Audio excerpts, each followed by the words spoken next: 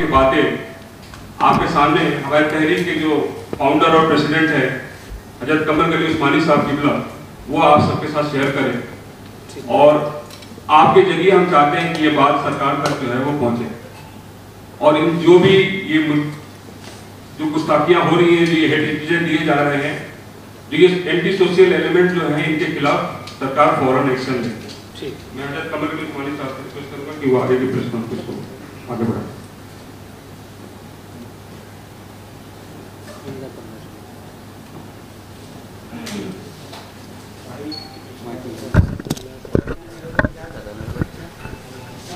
बिस्मिल्लाहिर्रहमानिर्रहीम वस्सलातु वस्सलामु अला सय्यिदिल मुरसलीन अम्मा बअद फ़अऊज़ु बिल्लाहि मिनश शैतानिर रजीम बिस्मिल्लाहिर्रहमानिर्रहीम क़ुल जाअल हक़्क़ु वल ज़हक़ल बातिल इन्नल बातिला काना ज़हूक़ा सदक़ल्लाहुल अज़ीम व सदक़ा बल्लग़ रसूलुहुन नबिyyul अमीनुल करीम व नहनु अला ज़ालिका लमिनश शाहिदीन व शाकिरीन वल्हम्दुलिल्लाहि रब्बिल आलमीन।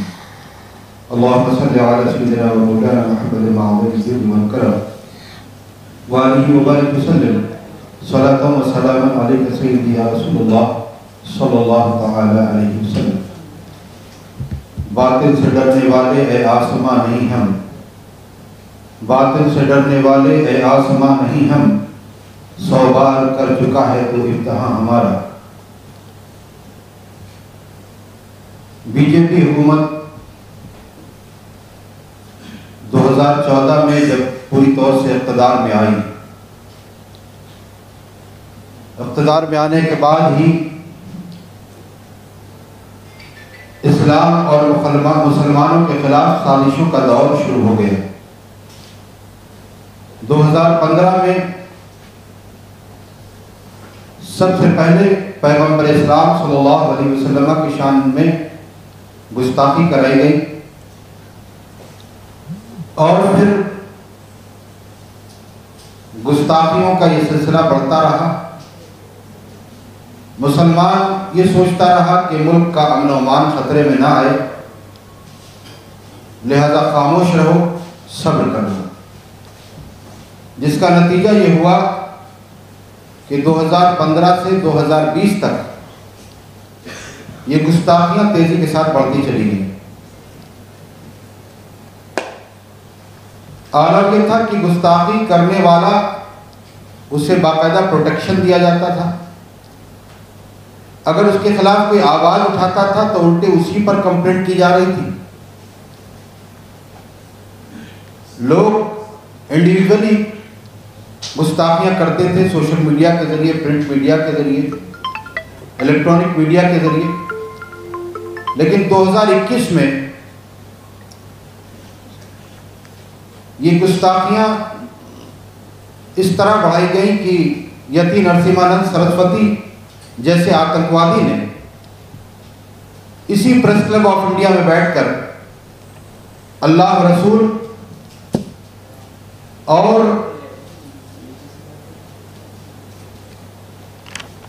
इस्लाम के खिलाफ न जाने कैसी कैसी बकवास की।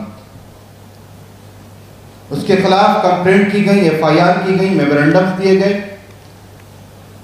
कुछ जगहों पे एहतजाज भी हुए, लेकिन कोई सुनवाई नहीं। क्योंकि ये सब कुछ कराने वाले वो लोग हैं जो हुकूमत के अहलकार हैं। बीजेपी गवर्नमेंट बहुत प्लान्ड वे में ये सब कुछ कर रही है। हमने 11 अप्रैल को जेल भरो आंदोलन का ऐलान किया कि हम 4 मई को जेल भरो आंदोलन करेंगे। तो बजाय इसके कि पुलिस एक्शन लेती और उस एक आतंकवादी को हिरासत में लेती, उसने हम पर प्रेशर बनाया। यहीं दिल्ली में ओखला पुलिस स्टेशन में ACP SHO सबसे हमारी मीटिंग हुई तो वो ये कह रहे थे कि अभी कोरोना चल रहा है, मत कीजिए। तो मैंने कहा कोरोना चल रहा है तो आप उसको अरेस्ट क्यों नहीं कर रहे? आप एक आतंकवादी को अरेस्ट नहीं कर रहे हो और हिंदुस्तान के लाखों मुसलमानों पर प्रेशर बनाना चाह रहे हैं। क्योंकि अमित शाह जो कह देते हैं वो इनको करना है। ये पुलिस का हाल हो चुका है। उन सूबों में भी जहां बीजेपी गवर्नमेंट है और जहां बीजेपी गवर्नमेंट नहीं है वहां भी तकरीबन यही हाल है। कहने को गवर्नमेंट कोई भी हो, लेकिन पुलिस पूरी तरह से अमित शाह के कंट्रोल में है। उसके बाद 3 मई को महाराष्ट्र पुलिस ने हमें आश्वासन दिया कि हम ये कार्रवाई करेंगे, तो हमने फिलहाल उस आंदोलन को पोस्टपोन किया। लेकिन अब तक 3 महीने गुजर चुके हैं, न महाराष्ट्र पुलिस ने कोई कार्रवाई की, न दिल्ली पुलिस ने, न यूपी पुलिस ने, किसी तरह की कोई कार्रवाई नहीं हुई। अब ये जो अभी 8 अगस्त को हुआ, इसके खिलाफ जब हमने प्रोटेस्ट की बात की, जैसा कि अभी बताया कि हम लोगों को डिटेन करके मंदिर मार्ग पुलिस स्टेशन ले जाया गया, तो चूंकि पुलिस ने यही समझा था कि जो लोग प्रोफेशनली ऐसी चीज़ें करते हैं वो आते हैं और 2-3 घंटे के बाद वापस चले जाते हैं, लिहाजा 1 घंटे बाद ही पुलिस ने हमसे कहना शुरू किया कि आप जहाँ कहिए वहाँ आपको भिजवा दिया जाए। तो हमने कहा हम लोग वो नहीं हैं जो आप समझ रहे हैं। हम लोग अपने नबी की इज़्ज़त व अज़मत, अपने इस्लाम की बका के लिए सर पे कफन बांध के आए हैं। हम यहाँ से जाने वाले उस वक्त तक नहीं हैं जब तक हमें कोई सही आश्वासन नहीं मिलता कार्रवाई का। कई बार प्रेशर बनता रहा, हमने साफ कह दिया कि आपको लाठी चलाना है आप आज़ाद हो, आप गोली चलाना चाहो हमारे सीने हाजिर हैं, लेकिन ये वो प्रोटेस्ट नहीं है कि एक दिन करके और जाके घर पे बैठ गए। ये हमारा एक इनिशिएटिव है, हमने एक शुरुआत की है, अब आगे हमें बढ़ना है। रात में उन्होंने तकरीबन 9 बजे हमें बसों में ज़बरदस्ती भरवा के और उसके बाद ले जा कर के आनंद विहार के पास छोड़ दिया। उन्होंने ये समझा कि अब ये बवाल ख़त्म हो गया। मैं बहुत साफ साफ बता देना चाहता हूँ हुकूमत हिंद को कि होश में आए, होश के नाखून ले, अभी वक्त है। अगर यति नरसिम्हानंद, वसीम रिजवी, अश्वनी उपाध्याय और पिंकी चौधरी जैसे आतंकवादियों पर कार्रवाई नहीं हुई यूएपीए और एनएसए के तहत, तो अब मुसलमान जाग गया है, अब मुसलमान बैठने वाला नहीं है। हम इसके खिलाफ बहुत बड़ा एक आंदोलन क्रिएट करेंगे। हम ये बता देना चाहते हैं कि हमारे जज्बात से खिलवाड़ न किया जाए। मुसलमान वो है जो अपनी जानों की बाजियां तो लगा सकता है, लेकिन अपने नबी की अज़मत से कोई समझौता नहीं कर सकता। हमारे नबी की शान में गुस्ताखियाँ, अल्लाह की शान में गुस्ताखियाँ, इस्लामी कवानीन में मुदाखलत, ये सब कुछ बर्दाश्त नहीं किया जाएगा। इस्लाम एक अमन शांति का मजहब है जो किसी पर जुल्म करने की इजाज़त नहीं देता, लेकिन इस्लाम वो मजहब है जो जुल्म सहने की भी इजाज़त नहीं देता। हम जुल्म करते नहीं, लेकिन जुल्म सहेंगे भी नहीं। हम अगर हिंदुस्तान को आज़ाद कराने के लिए हज़ारों की तादाद में उलमा और आवाम कुर्बानी दे सकते हैं, अपनी जानों की बाजियां लगा सकते हैं, तो हम अपने नबी की अज़मत के लिए इससे कहीं ज़्यादा कुर्बानियां देंगे। इसीलिए हमने डीसीपी साहब से कहा था कि आप ये मत समझिए कि आप हमें बहुत धमकियां दी, ऐसा करेंगे वैसा करेंगे। और जब हमने जेल भरो आंदोलन का ऐलान किया था 11 अप्रैल को, तो 27 तारीख को 2 लोगों पर प्रेशर बना करके मेरे ऊपर एफआईआर दर्ज कराई गई। मैं बता देना चाहता हूँ, यहाँ से लेकर और अमित शाह तक ये पैगाम पहुँच जाए, मीडिया मेरा ये पैगाम पहुँचाए कि हम 2 नहीं 200 एफआईआर भी हमारे ऊपर होंगी। हमारी ज़िंदगी सलाखों के पीछे चली जाएगी, लेकिन एक कमर उस्मानी नहीं, सैकड़ों हज़ारों कमर उस्मानी पैदा होंगे जो अपने नबी की अज़मत के लिए आवाज़ उठाते रहेंगे। न हमें मुकदमों से डराया जाए, न हमें लाठियों से डराया जाए, न हमें जेलों से डराया जाए। हम किसी चीज़ से डरने वाले नहीं। हम हर चीज़ के लिए तैयार हैं और वक्त आए हुकूमत इसको आजमा के देख ले। मैं आखिरी बात कहना चाहता हूँ, मीडिया अपना सही रोल अदा करे। आज जिस तरह से जो कुछ हो रहा है, नेशनल मीडिया के बहुत से चैनल जो सिर्फ वन साइड काम कर रहे हैं, मैं उनको कहूँगा कि आप मीडिया का काम सही तौर पर करें और हमारा पैगाम सही तौर पर पहुँचाएं। हम मुसलमान एक अमन पसंद शहरी हैं। हम किसी के मज़हब के बारे में, किसी के मजहबी पेशवाओं के बारे में बुरा भला नहीं कहते। इसी तरह हम बिल्कुल पसंद नहीं करेंगे कि हमारे अल्लाह और उसके रसूल की शान में गुस्ताखियाँ की जाएँ। इसके लिए हमें जिस लेवल पे जाना पड़ेगा उस लेवल पे जाने के लिए हम तैयार हैं। मुफ्ती अख्तर रज़ा मुजद्दी साहब। रहमतुल्लाहि व बरकातुहू। नहमदुहु व नुसल्ली व नुसल्लिमु अला हबीबिल करीम। मुअज़्ज़ज़ सामीन इकराम,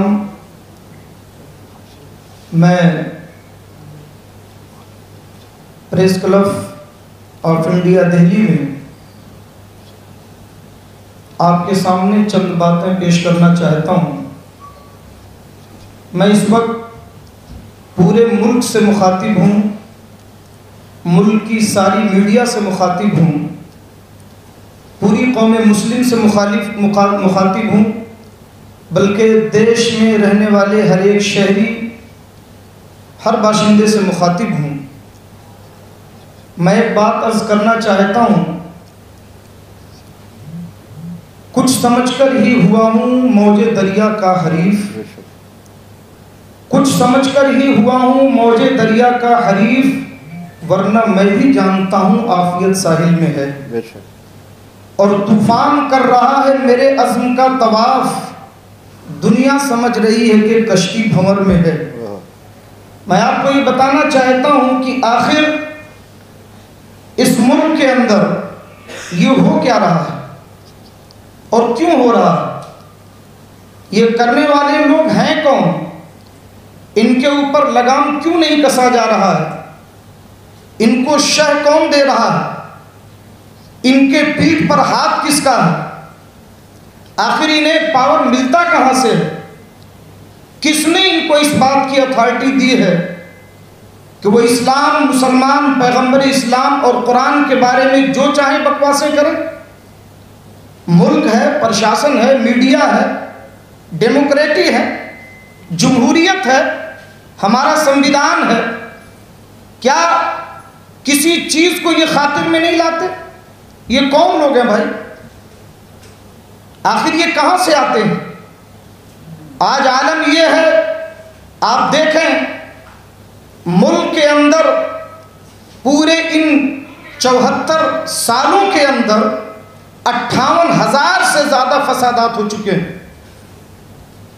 बड़े बड़े फसादात की बात अगर की जाए तो तकरीबन 115 बड़े बड़े फसादात हुए और अभी हालिया दिनों में आपने देखे होंगे, आप 2014 से आप आगे की तरफ देखें तो आपको पूरे मुल्क में कई जगहों पे बड़े बड़े फसादात नज़र आएंगे। हम इस वक्त मुल्क के कैपिटल दिल्ली के अंदर बैठे हुए हैं। आप दिल्ली का जायज़ा लें, हम दूर कहाँ जाएं। सबको मालूम है कि दिल्ली का भयानक तरीन फसाद सबकी निगाहों के सामने आया और बाज़ाब्ता फसाद से पहले उसका माहौल तैयार किया गया, भड़काऊ बयान दिए गए, भाषण दिए गए। ये सारी चीज़ें जो हो रही हैं, आपको मैं बताना चाहता हूं कि ये पूरी प्लानिंग के तहत हो रही है। और मैंने कहा कि मैं मुल्क के हर शहरी तक एक पैगाम बताना चाहता हूं कि ज़रा लोग सोचें इस बारे में, ये मुल्क को किस तरफ लेके जा रहे हैं, क्या करना चाहते हैं इस मुल्क के अंदर। मेरे दोस्तों, आप ज़रा सोचिए आज मामला क्या है कि हर मामले में हिंदू अक्सरियत को मुसलमानों से डराया जाता है और डरा करके फिर वो अपना काम करने की कोशिश करते हैं, जिसको इस्लामोफोबिया कहते हैं। इस्लाम और मुसलमान, कुरान से लोगों को डराया जा रहा है कि मुसलमान जिहादी हैं, आतंकवादी हैं, इस्लाम बड़ा खौफनाक मज़हब है, ये तुम्हें निगल जाएगा, खा जाएगा, ख़त्म हो जाएगा। इसी प्रेस क्लब ऑफ इंडिया के अंदर बैठ करके कितनी भद्दी भद्दी गालियाँ दी गई, पैगम्बर इस्लाम की शान में गुस्ताखियाँ की गई, कुरान मुक़द्दस के बारे में नाज़ेबा कलिमात इस्तेमाल किए गए, इस्लाम के बारे में नहायत ही उल्टी सीधा और बेहुदा बातें की गई। मैं आपसे ये पूछना चाहता हूँ कि ये राइट उनको दिया किसने? अगर आपको किसी चीज़ पर एतराज़ है, कुरान के ताल्लुक़ से कोई गलत फहमी है, पैगम्बर इस्लाम की सीरत पर आपको एतराज़ है, आप इस्लाम के बारे में किसी गलत फहमी के शिकार हैं, तो हमारे मुल्क के अंदर हज़ारों मदरसे हैं, सैकड़ों उलमा हैं। आप दानिश्वरों से बैठ के बात करें, आप इस्लाम का मुताला करें, आप पैगम्बर इस्लाम की सीरत पढ़ें। मैं पूरे चैलेंज के साथ कह रहा हूँ कि ये जितने बकवास करने वाले इस्लाम के बारे में, ये इस्लाम, कुरान और मोहम्मद सल्लल्लाहु ताला अलैहि वसल्लम के लफ्ज़ की सही मीनिंग तक नहीं बता सकते। ये कुरान की मीनिंग तक नहीं जानते, ये कुरान मुक़द्दस पर भौंकने वाले।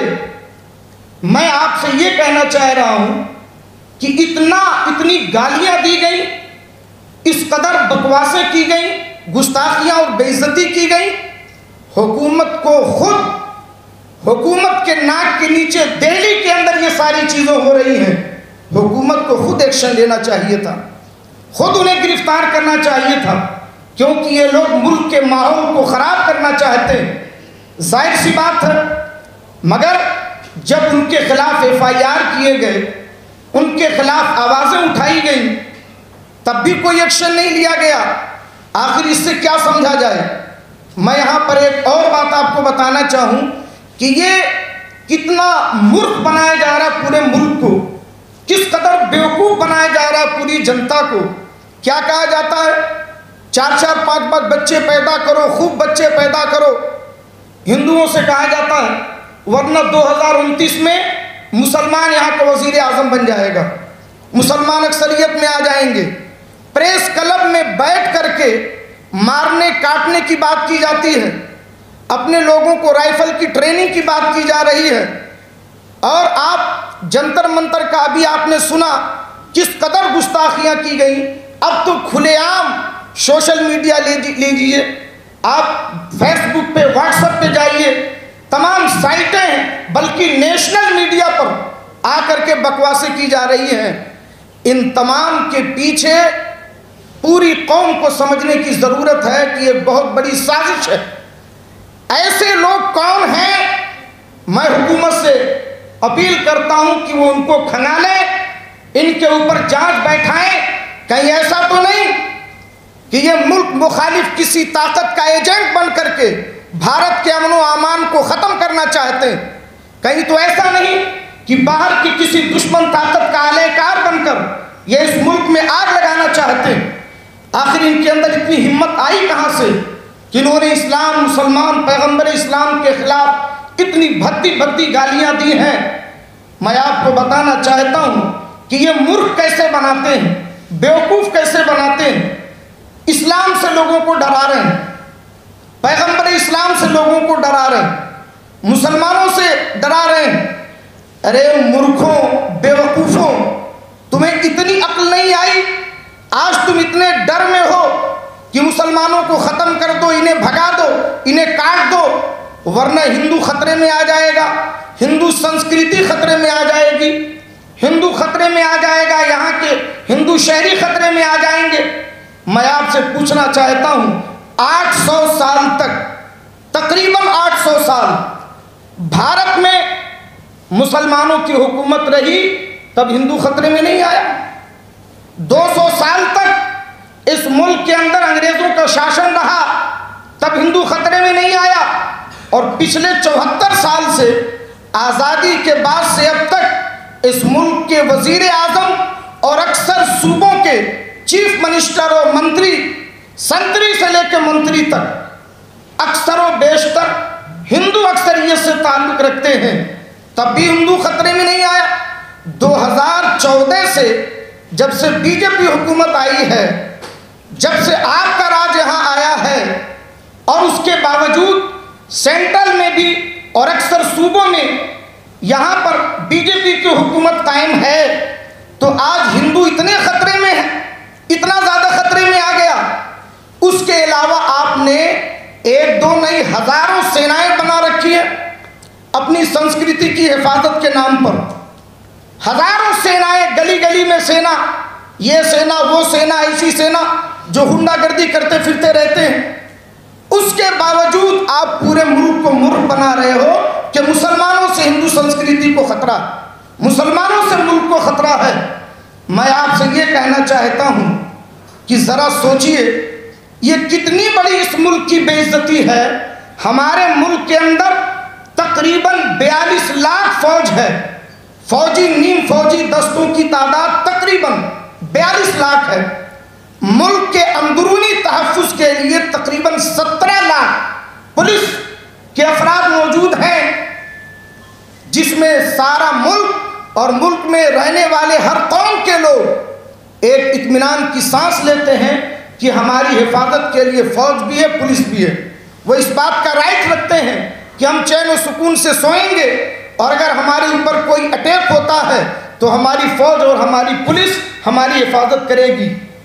इन तमाम चीज़ों के बावजूद इतना खौफ इनको है, इतना खौफ इनको है कि हर मजलिस में हर जगह मुसलमान खतरा पैदा करेंगे, हिंदू कौम को खतरा है, संस्कृति को खतरा है, धर्म को खतरा है। आखिर इतने खतरे के अंदर आप जी रहे हो। मुल्क के अंदर आप हमसे कहते हो कि तुम्हें इस मुल्क में खतरा है तो तुम पाकिस्तान चले जाओ, अफगानिस्तान चले जाओ, इधर चले जाओ, हम आपको कहाँ भेजें? आप इतने खतरे में हैं, हम आपको कहाँ भेजें? हम आपको एक बात बताना चाहते हैं कि समझिए, मैं पूरे मुल्क से कहना चाहता हूँ, इस मुल्क के अंदर आज भी न हिंदुओं को मुसलमानों से खतरा, न मुसलमानों को हिंदुओं से खतरा, न सिखों को ईसाइयों से है, न ईसाइयों को सिखों से है, किसी हिंदू को किसी मुसलमान से कोई खतरा नहीं।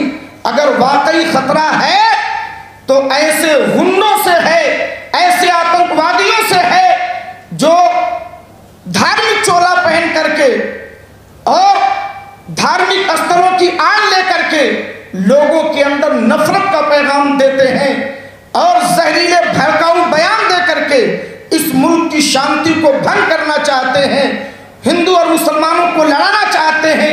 खतरा सिर्फ ऐसे लोगों से है जो प्रेस क्लब में बैठ करके यहाँ पर जमहूरियत और डेमोक्रेटिक की धज्जियाँ उड़ा करके वो पूरे मुल्क के अंदर जहरीली फिजा पैदा करना चाहते हैं। तो मैं आपके माध्यम से, आपके ज़रिए से मैं ये बताना चाहता हूँ कि आज सोशल मीडिया पर जो बदतमीज़ी का तूफ़ान आया है, गुस्ताखियों का तूफ़ान आया है, मैं आपसे एक सवाल करना चाहता हूँ कि जितना ढील हुकूमत पुलिस प्रशासन इनको दे रही है, मैं ज़रा तस्वीर को पलट के पूछना चाहता हूँ, अगर मुसलमान इसी तरह हिंदू देवी देवताओं के खिलाफ, हिंदू मजहबी शख्सियात के खिलाफ अगर बयान देने लगे तो इस मुल्क में क्या होगा?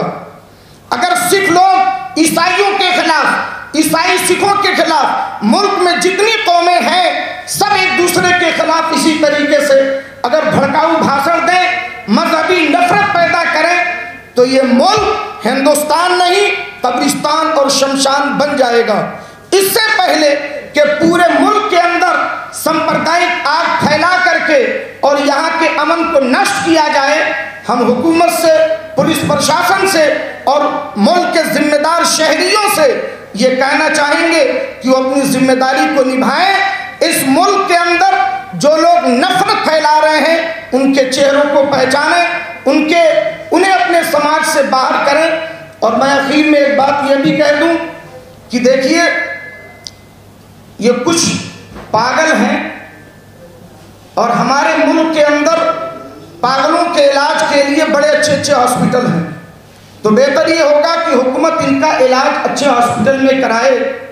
और मैं जानता हूँ, मैं इस बात की सताइश कर रहा हूँ कि इनके बयानात पर मुल्क के बहुत सारे पढ़े लिखे संजीदा समझदार हिंदुओं ने अपनी नाराज़गी का इजहार किया और हक का साथ दिया, मैं उनकी सताइश करता हूँ। और इस बारे में मैं कौमी यकजहती को, मुल्की यकजहती को बरकरार रखने के लिए उनकी कोशिश की तारीफ़ करता हूँ। मगर मैं साथ में ये भी कहूँगा कि ये आपके घर की गंदगी है, आप खुद ही इसे साफ़ करें। ये बेहतर होगा एक जिम्मेदार शहरी की हैसियत से ऐसे लोगों का बाइकाट करें, ऐसे लोगों से ताल्लुकात ख़त्म करें। और हुकूमत से ये कहना चाहूँगा कि वो अगर इन लोगों को शह देती है तो ये समझ लें कि ये जिस ज़मीन पर कांटे बोए जाते हैं वहाँ गुलाब के फूल पैदा नहीं होते।